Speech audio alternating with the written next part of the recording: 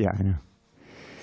Jaya Radha Madhava Kunja Bihari.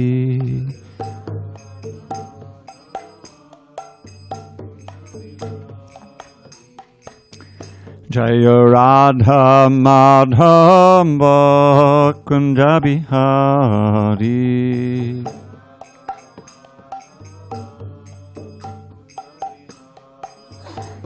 Gopijana Vallabha Girivardhari.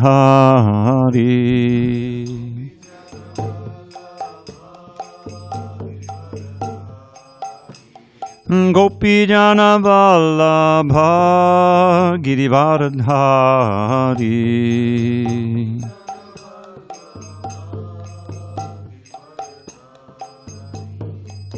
Yashodanandana Bhajana Ranjana.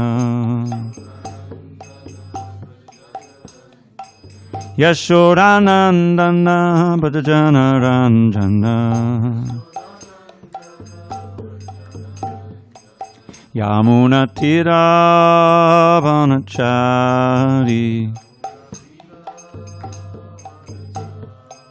Jamuna Tira Vanachari. Jaya Radha Madhava Kunja Bihari.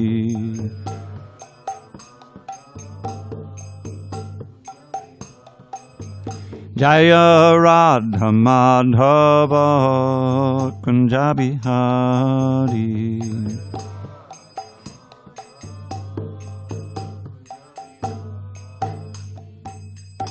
Jayamstapad Paramātmā, Paramātmā, Ashtotar, Sri Srimad, His Divine Grace, Srila A.C. Bhaktivedanta Swami Prabhupada ki Jai. ISKCON BBT Founder Acharya, Srila Prabhupada ki Jai. Jai Om Vishnupad Paramātmā, Paramātmā, Ashtotar, Sri Srimad, His Divine Grace, Srila Bhakti Siddhanta Saraswati Thakur ki Jai. Ananda Koti Vaishnavinda ki Jai. Namacharya Srila Haridas Thakur ki Jai. Srimad Bhagavad Gita ki Jai. Samaveta Bhaktivinoda ki Jai. All glories to the assembled devotees. All glories to the assembled devotees. All glories to the assembled devotees. All glories to Sri Guru and Gauranga.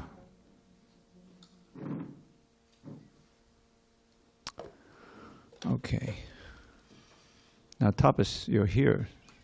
So there's no doubt about where we are. Page 22, starting as explained before. Okay. Page 22, right in the middle there, as explained before. Okay. Om Namo Bhagavate Vasudevaya. Om Namo Bhagavate Vasudevaya. Om Namo Bhagavate Vasudevaya. On this 24th day of January 2022 in San Diego, we're reading from Srimad Bhagavad Gita as it is, translation and commentary by His Divine Grace A.C. Bhaktivedanta Swami Prabhupada. And we are in the introduction on page 22 in most of your books, right in the middle there, beginning as explained before. As explained before, there are different kinds of transcendentalists, the brahma-vādī, paramātma-vādī, and the devotee. And as mentioned, in the brahma-jyotir spiritual sky, there are innumerable spiritual planets. The number of these planets is far, far greater than all of the planets of this material world. This material world has been approximated as only 1/4 of the creation, ekāṁśena sthito jagat. In this material segment, there are millions and billions of universes with trillions of planets and suns, stars, and moons. But this whole material creation is only a fragment of the total creation. Most of the creation is in the spiritual sky. One who desires to merge into the existence of the Supreme Brahman is at once transferred to the brahma-jyotir of the Supreme Lord and thus attains the spiritual sky. Time out. Can someone go back there and encourage them to be a little quieter? Make sure the kitchen door is open. They got a lot going on in there. I mean, make sure it's closed. Thank you.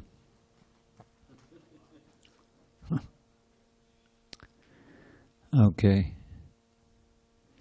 The devotee who wants to enjoy the association of the Lord enters into the Vaikuṇṭha planets, which are innumerable.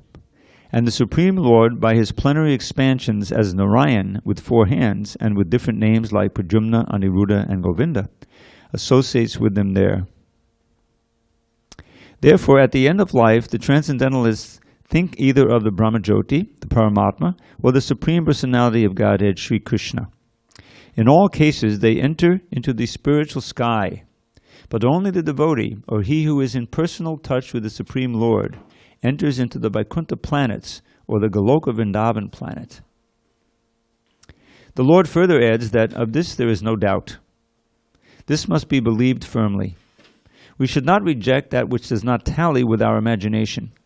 Our attitude should be that of Arjuna, quote, "I believe everything that you have said," close quote. Therefore, when the Lord says that at the time of death, whoever thinks of him as Brahman or Paramātmā, or as the personality of Godhead certainly enters into the spiritual sky, there is no doubt about it. There is no question of disbelieving it. Okay, now Prabhupada will quote some verses proving this. The Bhagavad Gita 8.6 also explains the general principle that makes it possible to enter the spiritual kingdom simply by thinking of the Supreme at the time of death. So we're on page 23. So let's see, I'll chant, I'll say, you say. Yang yang vapi smarang bhavam jajat kalevaram tangtame vaiti konteya sadatad bhavavitaha.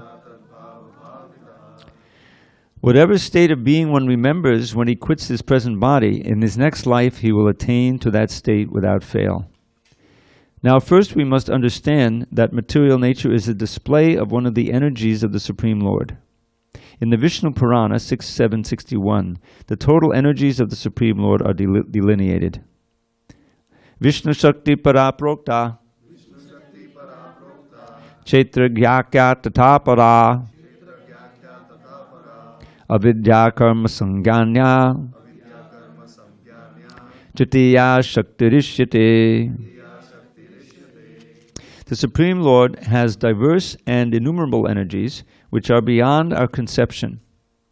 However, great learned sages or liberated souls have studied these energies and have analyzed them into 3 parts. All of the energies are of Vishnu Shakti, that is to say, they are different potencies of Lord Vishnu. The first energy is Para, transcendental. Living entities also belong to the superior energy, as has already been explained. The other energies, or material energies, are in the mode of ignorance. At the time of death, either we can remain in the inferior energy of this material world, or we can transfer to the energy of the spiritual world. So, the Bhagavad Gita 8.6 says, Yang yang bhavami smaram bhavam jajat jante kalevaram tangtame vaiti konteya sadatad bhavavitaha. Whatever state of being one remembers when he quits his present body, in his next life he will attain to that state without fail. Om jnana timarandasya gyanandana shalakaya chakshu unmilitam mena tasmai shri gurave namaha. I was born in the darkest of ignorance, but my spiritual master Srila Prabhupada opened my eyes with the torchlight of knowledge. I offer my humble obeisance unto him and all members of Sri Parampara. So, as is usual the case, when you read Srila Prabhupada's books, the Bhagavad Gita, Srimad Bhagavatam, or other books, there are so many things that are beyond our normal experience. And the first part of what we read today was definitely in that category. Prabhupada's talking about millions and billions of universes like ours, and this is only 1/4 or 1 fraction of the creation. Now, the creation is kind of a broad term, and it's kind of, we understand what that means, is that it means that at a certain point something didn't exist, and then it comes into being, or it's created, and then it exists for some time, and again, eventually is destroyed. And Prabhupada mentions about the Vaikuṇṭha planets being 3/4 of the creation, but strictly speaking, the Vaikuṇṭha planets are not created. The spiritual world was never created. It always existed. This is another inconceivable fact. Krishna has no origin. This is the first verse of the Brahma Samhita, right? Ishvarak Parama Krishna Satchidananda Vigraha Anadir Adi Govinda Sarvakarana Karanam. This is a seminal verse for understanding Krishna consciousness. So the supreme controller is Govinda, Ishvarak Parama Krishna Satchidananda Vigraha. And he has a body that's directly in contradiction to ours. Our body is obviously temporary. It came into being at a certain point and go out and never be again. His body is Sat, means it's eternal. It always exists, it always will exist. And then the next is Chit Ananda. So Chit means full of unlimited knowledge. This is one of the most inconceivable things for me about Krishna. He says in the seventh chapter, Vedaham samatitani, vartamanani charjana, bhavishani cha bhutani, mam tu vedana kashtana. This is the gold standard of omniscience. This is really what it's all about, knowing everything. He says, I know everything that's happened in the past, everything that's happening now, and everything that will happen in the future. It just boggles the mind to even think that could be true. But that's the standard of what the Supreme Personality of Godhead knows. Whereas our knowledge is so limited. I mean, who can deny it? I was trying to remember. Those who read Krishna book will laugh at me. There's a story about a lizard who gets trapped in a well, right? And then he was cursed because of some technicality of his charity to some Brahmins. So he ends up living in this well, and he's found out by the young boys of the Yadu dynasty. Go out playing, and they see him in the well. They try to get him out, can't get him out. They go get their father, Krishna. He comes and he pulls him out. So I know the story, but due to my age, encroaching senility, whatever, I couldn't remember his name for the life of me. So finally, as soon as I got to one of my devices, I looked at, Nriga. Okay, now I understand, Nriga. So our consciousness is so imperfect. Even the things that we think we know very well, at a certain point you don't know them anymore. So everything is very contingent with the physical body. But for Krishna, it's not like that. It comes up in the beginning of the 4th chapter, where Krishna is giving the history of the Bhagavad Gita. He says, Imam vivasade yogam proktavana hamabdiyam vivasamana vepamanadikshvaka vevid. I spoke this same knowledge that I'm speaking to you, Arjuna, millions of years ago to the sun god. And he then spoke it to his son, and then down to Ikshvaku, and it came to. So Arjuna is puzzled. I mean, he's acting puzzled. How could that be? We're contemporaries, right? We're more or less the same age. How could you speak this back millions of years ago? So he says to Arjuna, Bahuni me vatitani. We both had many, many births, and you've always been with me in these births, because he's an eternal friend of Krishna. But you forgot, because you changed your body, and I never forget anything. So this is all part of Krishna's inconceivable nature. Infinite knowledge, infinite bliss, unlimited expansions, all of these things. And if you want to enter into Krishna consciousness, you have to kind of suspend your disbelief and accept our inability to know even that so many material things. When you look at the history of science, so many things they thought they were sure about, and then they had to give up the idea. I remember in grade school when I learned about the first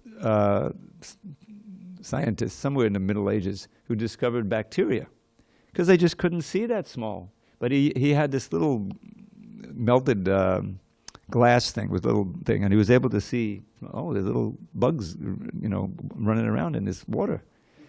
The water isn't just regular water. And that was the whole start of the idea of biology, of germ theory and vaccines and everything we have today. So there's a whole lot of things we don't know, even on the material side. What to speak of this subtle, ultimate reality of spirit. So with that as a introduction, Srila Prabhupada then starts dealing with the central principle of Krishna consciousness, which is based on the idea, first of all, the understanding, which is kind of understandable when you hear Krishna explain it, and that is the fact that We are spirit and our body is matter. We are different. We ourselves as beings, as conscious beings, are not the same as this body. The body is just a temporary vehicle that we're in for a while, and then we'll leave it. And then the most important aspect, we will enter another one. And we have had others in the past. This whole idea of karma and reincarnation is central to the whole idea of Krishna consciousness, which is that this is our real problem. Death, old age, disease, rebirth, going around and around. It's just suffering. And whatever we try to establish in this lifetime, good or bad, whatever we have, is all taken away. Our identity, our money, our relationships, it's all completely temporary. It's like a dream. We're going through in the morning about this, So what does this mean? It means that if we aspire to achieve perfection or success in this world, it can't be on the material plane. It can't be just in terms of this one body, because that eventually comes to an end. We take in a whole different situation. We forget everything in the past. So what did we actually achieve? Nothing. So it has to be on the spiritual side. First of all, how can we stop this process? How can we stop this painful process of reincarnation, birth, old age, disease, and death? And does anyone really want to come back in this world that we live now? I mean, even the next 10 years are problematic. What to speak of? So that's where this whole idea of there's a whole other world, there's a whole other way of life, there's eternal life in the spirit, in the kingdom of God, and we can live there eternally. But all of that is invisible to us now, and that's where the aspect of faith comes in. And that's why it's so important to have association, which we're getting right now by reading this book, with a realized soul who isn't just speaking, copying it from some book and giving you his interpretation, but has actually experienced it. That by refining the senses, you can perceive the spirit and ultimately the Supreme Spirit, and still be in this body and relay it to others and impart that faith. Because, I mean, we accept that principle all the time in our lives. We may not realize it. Has anyone been to the country of Bhutan? No, okay. But we have faith that it exists. I once saw an article about this huge book that had been produced by someone in Bhutan, about Bhutan. I mean, it was like, 20 feet long. It was ridiculous. But it sticks in my mind. And I have full faith. There's pictures, there's people who have lived there, there's a history, okay, I haven't been there, but I have full faith it exists. So that same principle should be applied to not just Srila Prabhupada, who's the last in our line, or the most recent person who we can have absolute confidence in, but a whole line. Bhaktisiddhanta Saraswati Thakur, Bhaktivinoda Thakur, by their lives, they showed complete indifference or renunciation of this selfish mentality of trying to enjoy or accumulate power and wealth and name and fame and all these different things. They lived for giving this Krishna consciousness to others because they saw it as the ultimate cure for all the ills of humanity and society. And indeed, when Srila Prabhupada came, he was able to impart that faith in his first followers, who then took up the process so that they too could realize it. And that process has been made so simple, the central process of chanting this mantra. Hare Krishna, Krishna Krishna, Hare Hare, Hare Rama, Rama Rama, Hare Hare. Anyone who takes up serious chanting, not maybe 16 rounds. I remember I started chanting 2 rounds a day, and then I would try to chant during the day under my breath and try to remember the mantra. But I noticed such a sea change in my consciousness. More peaceful, more confident, less anxious, and most importantly, more interested in Krishna. Who is this Krishna? What is this whole science? So this is the central point. Whatever your consciousness is at the time of death, that will determine what the most prominent thought, what you've created, will determine your next life. And the way it works, according to the Shastra, is that we have these 2 bodies. We don't have just one body. We have the gross body, which we call the body, everyone's familiar with. But we also have the subtle body, which we're also familiar with. The mind, the intelligence, the ego. And that's where you really live. That's where everything, whatever happens in the body that's important, it's related to the mind, and you have some sensation of it, good, pleasurable, or painful, So when the gross body finally breaks down, the subtle body is still there. And the consciousness you've cultivated is a template for your next body. And not only that, but the activities you performed. There's this higher reality.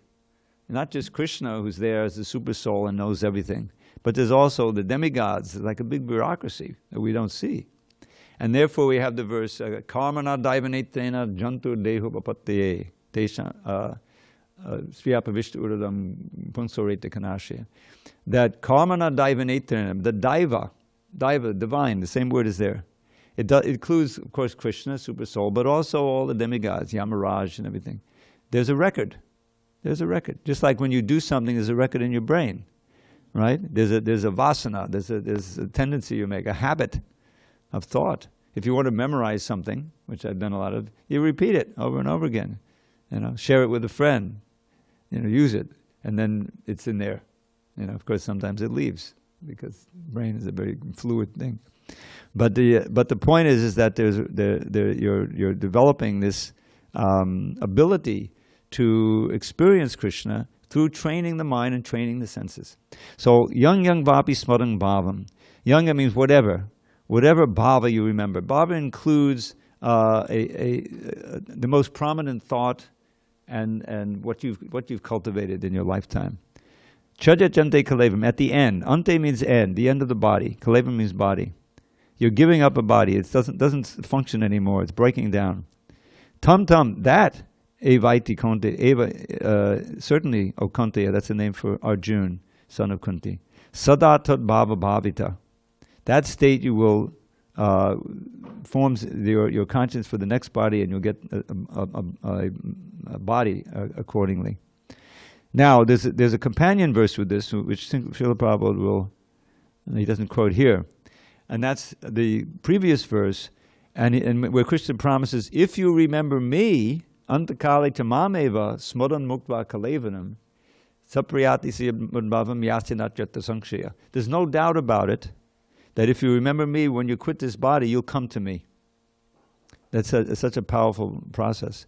The whole process we're doing, the final exam, if you will, is that point of death. That's why you find devotees wanting to be amongst other devotees when that happens, chanting.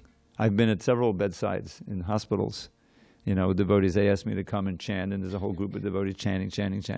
And to help the devotee remember Krishna. Because there's so much going on, with the body and everything like that. So that's one of the great advantages of being in the association of devotees and cultivating devotee friendships.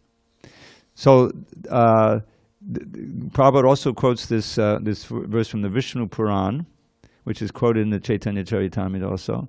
The understanding the different kinds of energies that Krishna has. Well, we're sitting here in the room, but if you read the Bhagavad Gita, you'll find, okay, this is consisting of a series of energies of Krishna. It's not normally thought of that way, but like solid matter is one of the energies called bhumi. And then you have water, or any liquid. We have plenty of examples of that very close here. That's another energy.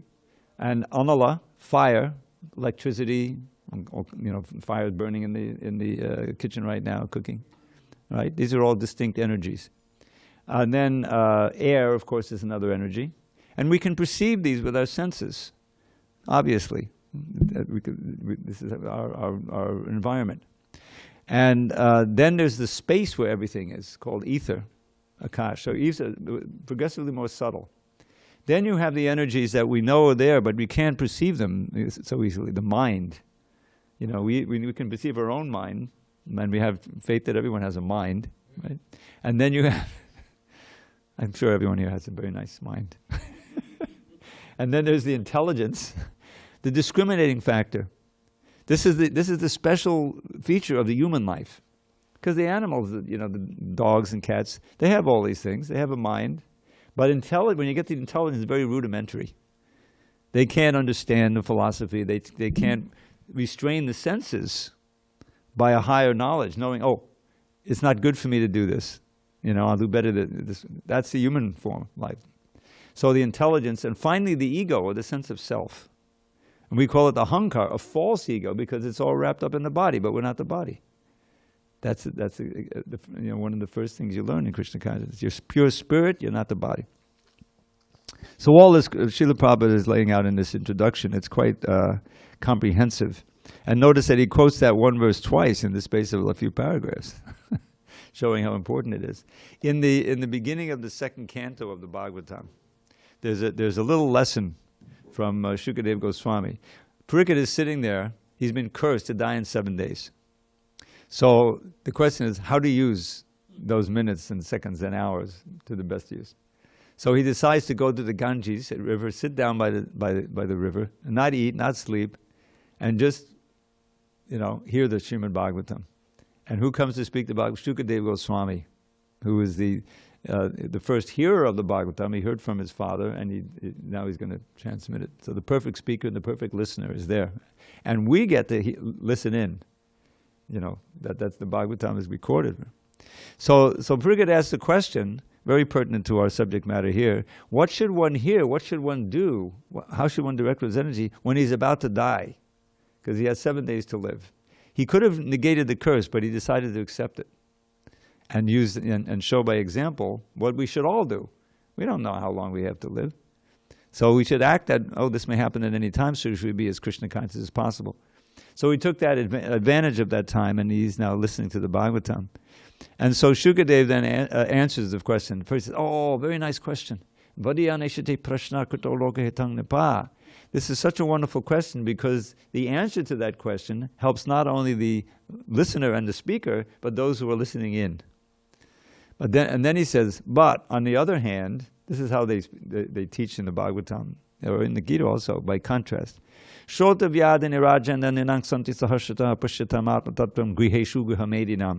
Those who complete materialists, they have millions of subject matters for hearing.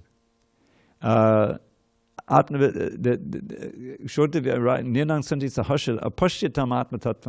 have no vision or understanding of the Atma Tattva, the truth of the self. In other words, complete materialists.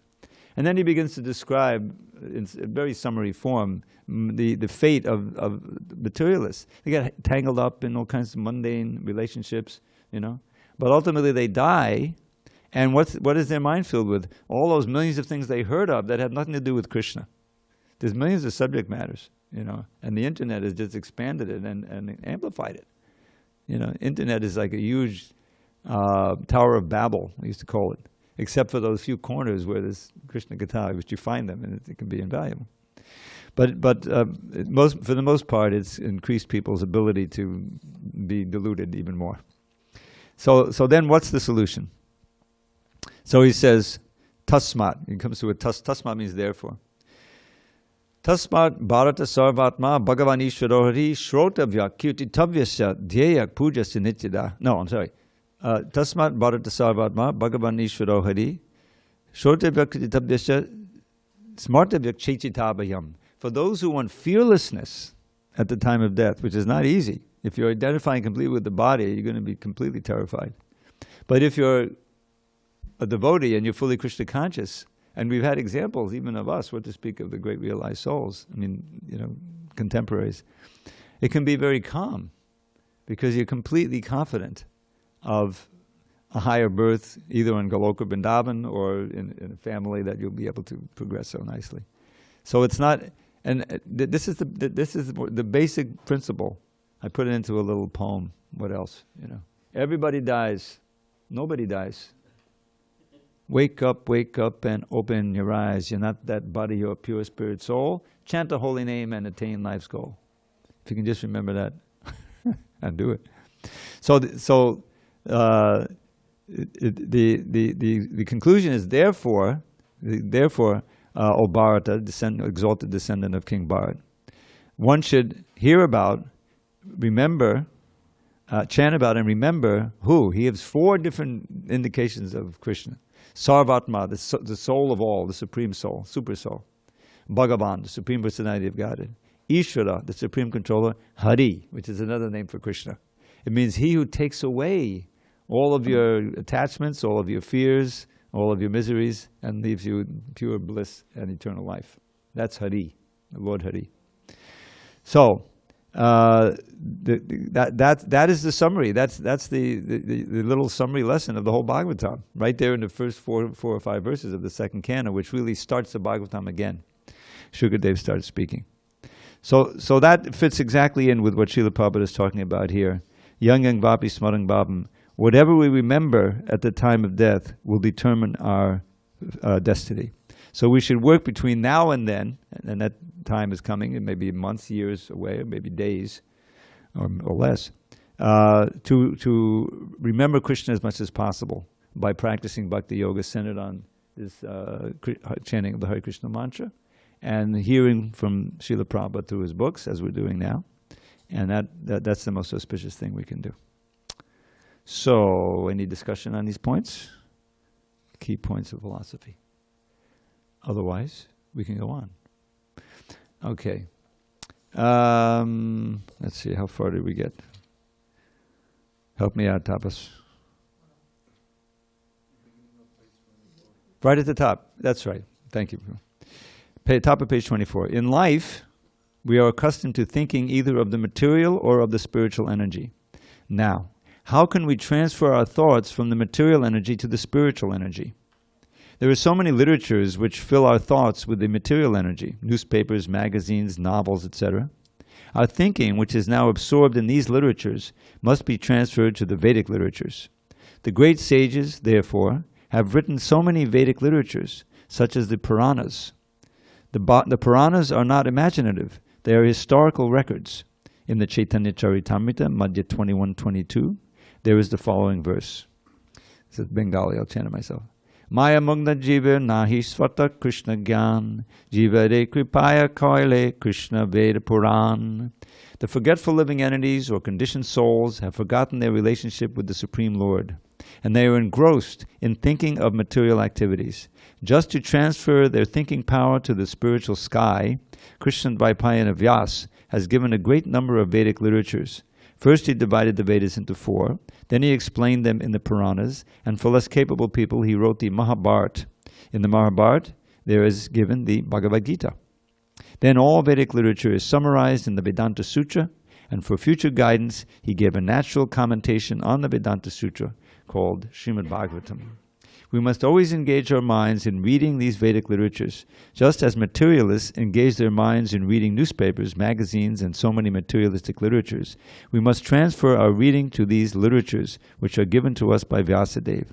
In that way, it will be possible for us to remember the Supreme Lord at the time of death. That is the only way suggested by the Lord, and he guarantees the result. There is no doubt. Now this verse... Yeah, this verse comes, I mentioned that this is in the 8th chapter also. After the 2 verses, Antakali Tamameva, this is the 3rd verse. So it's a little lesson in itself. Notice it begins with Tasmat, therefore. Tasmat sarveshu kaleshu mamanusmada yudhyacha mayarpita mano buddhir mamai vaishyasya sangshayaha. Therefore, Arjuna, you should always think of me in the form of Krishna and at the same time continue your prescribed duty of fighting. With your activities dedicated to me and your mind and intelligence fixed on me, you will attain me without a doubt. Bhagavad Gita 8:7. He does not advise Arjuna simply to remember him and give up his occupation. No, the Lord never suggests anything impractical. In this material world, in order to maintain the body, one has to work. Human society is divided according to work into 4 divisions of social order: Brahman, Kshatriya, Vaishya, and Shudra. The Brahman class, or intelligent class, is working in one way. The Kshatriya, or administrative class, is working in another way. And the mercantile class and the laborers are all tending to their specific duties.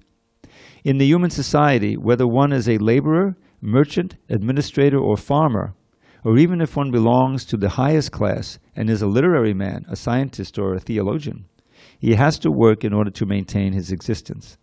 The Lord therefore tells Arjuna that he need not give up his occupation, but while he is engaged in this occupation, he should remember Krishna. mam anusmara. If he doesn't practice remembering Krishna while he is struggling for existence, then it will not be possible for him to remember Krishna at the time of death. Lord Chaitanya also advises this. He says, Kirtaniya sada harihi. One should practice chanting the names of the Lord always. The names of the Lord and the Lord are non-different. So Lord Krishna's instruction to Arjuna to, quote, remember me, and Lord Chaitanya's injunction to, quote, always chant the names of Lord Krishna are the same instruction. There's no difference, because Krishna and Krishna's name are non-different. In the absolute status, there is no difference between reference and referent. Therefore, we have to practice remembering the Lord always, 24 hours a day, by chanting his names and molding our life's activities in such a way that we can remember him always. Now, there's one thing that's very interesting about this introduction. I mentioned this earlier, but some of you may not have been here, that how it came to be.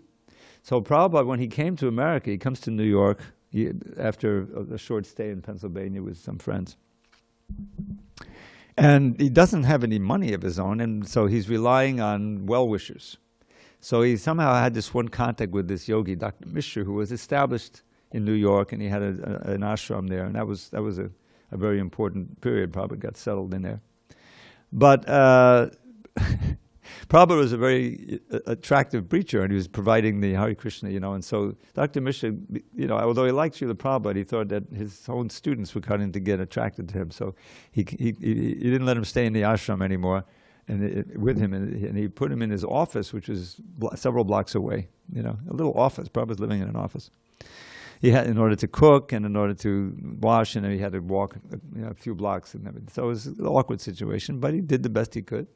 And he had one follower, Robert Nelson, who became close to him and helped him in the early days. But anyway, someone gave him a reel-to-reel recorder. I don't know if you've ever even seen one of those. They're kind of outmoded now. But I had one of those. They're not portable, It's kind of, and it's awkward to use, but you can record nicely with it. So Prabhupada took advantage of that, and he dictated this whole introduction. And after he did, I don't know if it was one or two tapes, someone broke into his room and while he was away and stole the tape recorder.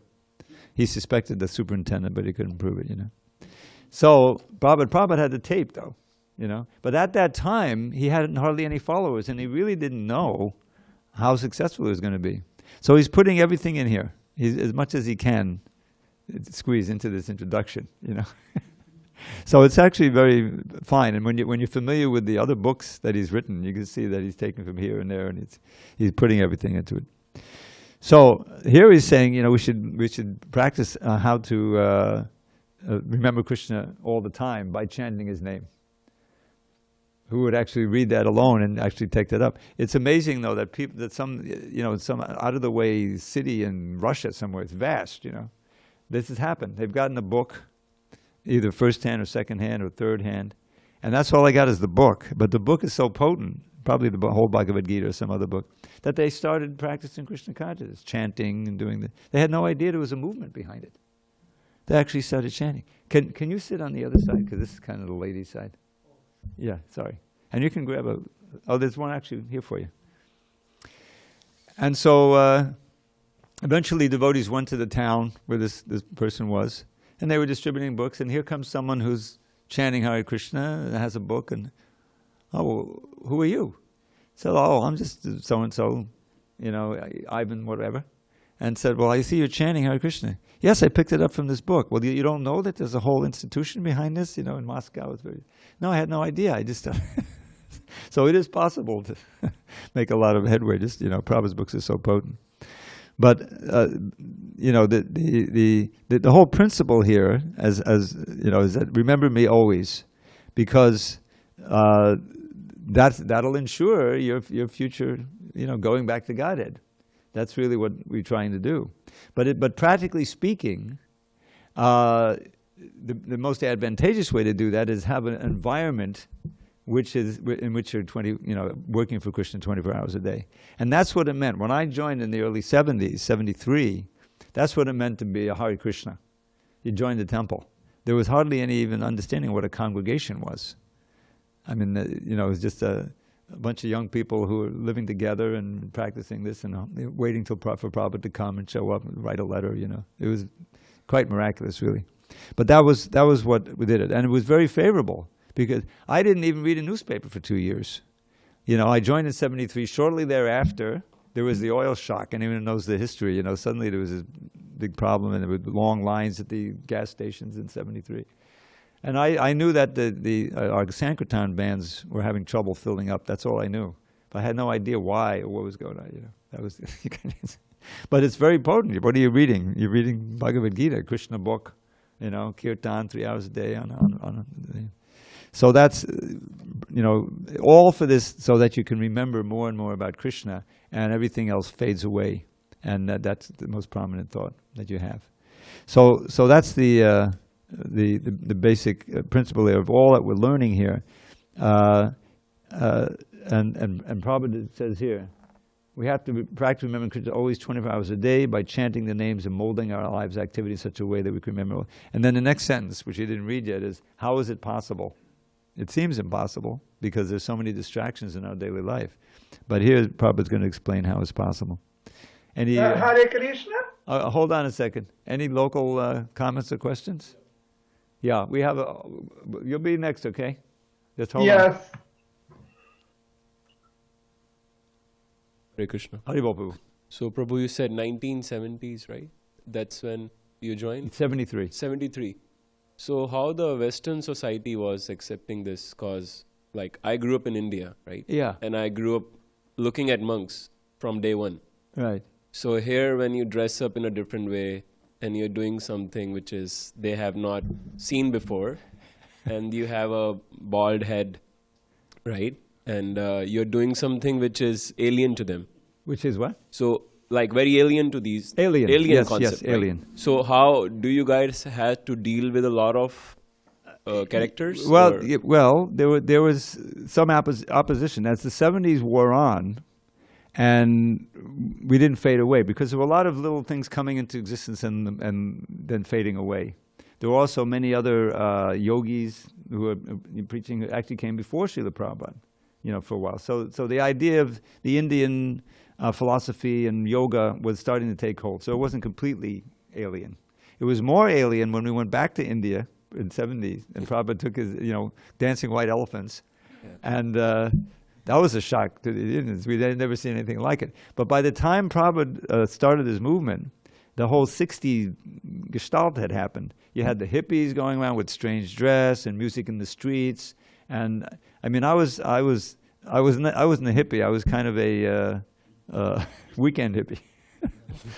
But I would go to the Washington Square Park, and there were the folk singers, you know, and like that. And so there was a lot of cultural upheaval at that time, which kind of made people tolerant of some odd things going on. So it wasn't that crazy. But yes, there were you know, some opposition and you know, people, they thought we were strange. But because there were so many other strange things, we kind of blended in. It was just another crazy thing going on in the 60s, you know. So in a sense, that was part of Krishna's arrangements. That Prabhupada came at a time when there was such cultural ferment that he wasn't ostracized or criticized right away. You know, it was just another aspect to this far-out hippie culture, you know. But it really wasn't. And the hippie culture eventually went away. ISKCON didn't go away. You know, the 70s, the 80s, 90s, you know, still go on because it's based in a genuine thing, you know. And so it's a good question. But you read, you know, if you really want to learn how it went on, read the Prabhupada Lilamrita. There's a whole description there. And Satsuma was just right in the middle of it. He joined it in 26 2nd Avenue, the author. So the first volume that came out was the one that called the Volume 2, Planting the Seed. And it's all about Prabhupada at 26 2nd Avenue. And then he wrote the whole book called A Lifetime in Preparation and did a lot of research on Prabhupada's growing up and all those wonderful things like that. But it really captures the mood because he's writing from personal experience and he has, you know, a lot of detail. It reads like a novel. It's really a wonderful book, Lilamrita. Thank you, Prabhu. Sure. Okay, Vijay, go ahead.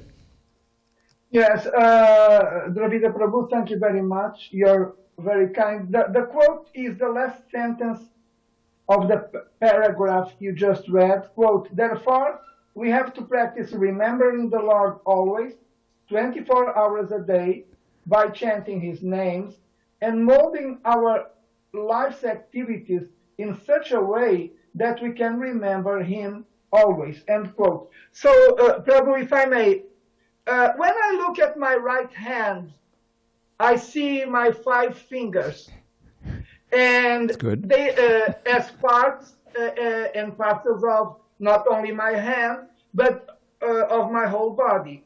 And they are attached to my hand in such a way that it is obvious to me that they are not thinking about anything else other than my right hand and my whole body. Mm-hmm. So, so based on this, my question is, and related to the quote I just read, why is it that the parts and parcels of God are not there attached to God in such a way, like the fingers to my right hand, that they wouldn't be there even in their worst nightmares, thinking about anything else other than Krishna? Why is it that I need to chant Hare Krishna in relation to remembering Krishna always, if I am already a part and parcel of Krishna, like the 5 fingers of my right hand, who are not there thinking about? Okay, I think we get the question. I get it. Yeah. Well, first of all, the limbs of the body are not fully independent living entities who have to decide every day, am I going to actually serve or not serve? It's built in, it's arranged. But I get the understanding, and the analogy is used there. When the senses go on strike and they don't want to serve the belly, and then they. So the answer is that we are part and parcel of Krishna. So we have his qualities in a minute degree. That's a very important point. And one of those qualities is independence. We have minute independence. How independent really are we? Hasn't this pandemic taught us that we're completely dependent on our lungs, on breathing nicely? As soon as you can't do that, where's your independence? You can't even live. So we're dependent so much on the gifts of God, including the air and the ability to breathe it and everything at every moment to survive. So in the spiritual world, we as living entities, we live in that identity and we accept it. We're not rebelling. We're fulfilling our function just like a healthy hand is completely acting according to the will of the soul in the body. But we have, because we have that independence, and why do we have the independence? Because the whole point what Krishna, I don't say created us because we weren't created, but he emanated us, he is emanating us, because he wants, the one thing that Krishna wants to do more than anything is enjoy these relationships, loving relationship. That's why there are all these living entities. And when we agree to that arrangement, and we take our pleasure in serving Krishna and take our pleasure in his pleasure, then everything is fine. We enjoy like anything. We're part and parcel of Krishna. Therefore, we have his nature in minute degree. One part of his nature is anandamaya abhyasat. This is from the Vedanta Sutra, which means that he's always full of bliss. And you can tell from his abhyasa, from his activities that he does. He's always blissful. So since we're also part and parcel, that's our natural state. Does anyone here have that state right now? No. We're in these material bodies. Just being in the material body means that we're not always blissful.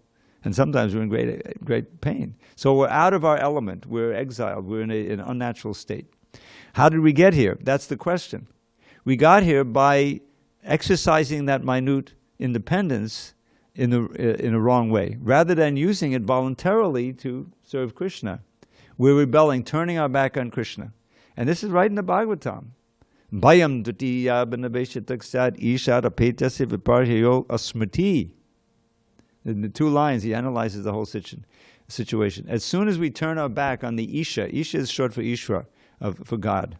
Ishara petase, turning away. Just like we're not supposed to sit with our back to the deities. I don't even like to stand with my back to the deity or walk with my back to the deity. If you ever see me in the kirtan, I'm going back here, I'm going zigzagging, so I don't have my back to Krishna. That's the original problem. You turn your back to Krishna.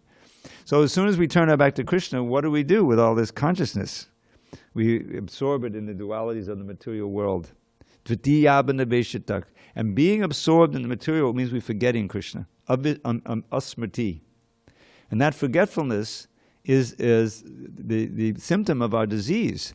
And everything is upside down. Instead of being the servant of Krishna, we become the so-called master of the material energy, which is a fool's errand. It's an illusion. We can't really be the master. We're controlled at every moment, and we end up where we are now. So that's the difference between when he says we have to practice. So we have to practice. The point is that we're accustomed to being in illusion, to being separate from Krishna. And so it's going to take practice and discipline, anything you want to achieve. I give the example of playing a musical instrument because I learned how to play several musical instruments. So when you first pick it up, you're not making music. And you have to do with the doors closed in the corner of the house somewhere, whatever. And you're sawing away at the violin,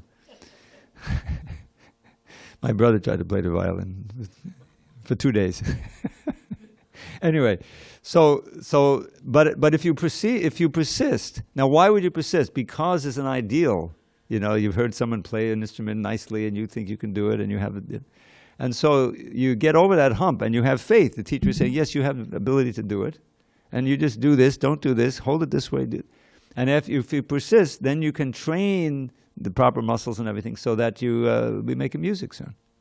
Similarly, we have to practice the principles of devotional service. And it's not completely natural in our conditioned state. The hardest part is getting up early, which is basic for anybody if you're living outside. You have to make time where you can practice, you have a calm mind. The best time is early morning, where you can chant nicely, read, do a little puja if you have a home altar, or come to the temple if you're nearby. It's a key thing because that sets up your whole day, what you do early in the morning. And there's a right way to eat, there's a right way to sleep, and time, all kinds of things. It's been completely worked out by our great acharyas like Rupa Goswami, Gopabhata Goswami, Sanatana Goswami. Have written books on it. So the process is available and it works. It's proved to work. That's how we can train ourselves to come back to our normal state. We're in an abnormal state. Forgetting Krishna is abnormal, and it produces our alienation from Krishna, from each other, and suffering like anything. So only in a human life can we understand these things and apply our intelligence to direct the senses. Therefore, tasmat tvaman niyanyado niyamya bharatar shabha. Therefore, in the beginning, Arjuna, you have to control these senses. You can't let them run riot. And you don't just repress them, you engage them. You engage them in Krishna conscious activity.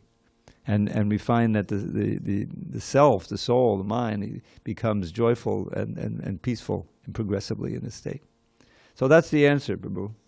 Yes, Dravida Prabhu, I liked it when you just said it. Instead of repressing it, engaging it. Thank you very much, Prabhu. Yeah, that's straight from Prabhupada, straight from the books.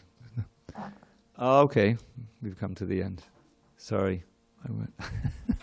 Thank you very much for your attention. All glories to Srila Prabhupada. Please stay for the kirtan and prasadam.